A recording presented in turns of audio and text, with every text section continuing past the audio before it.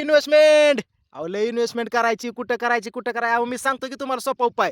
असा बिगवण बारामती रोड वाहतोय बघितला फुल हायवे आणि तिथून आला ही बघितला 30 फुटी रोड आतमध्ये आणि मित्रांनो इकडे वय डेव्हलप.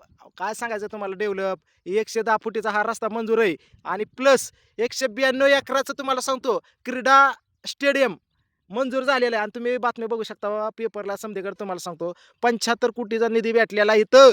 अशा ठिकाणी तुम्हाला सांगतो आपल्याकडे इकडं एक अर्धा एकर तुम्हाला सांगतो विक्रीसाठी आलेला आहे. बघितलं का?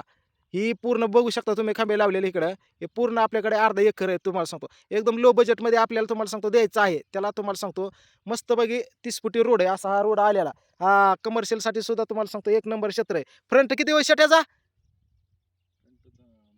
230चा फ्रंट आहे बघा. बघू शकता तुम्ही.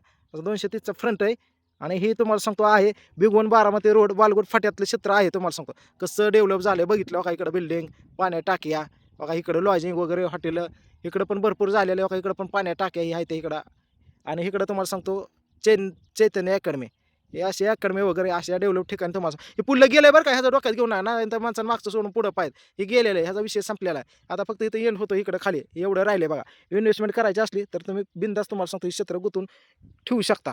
चला दिलेल्या स्क्रीनवरती कॉल करा. बारामतीकरांनो आणि पुणेकरांनो.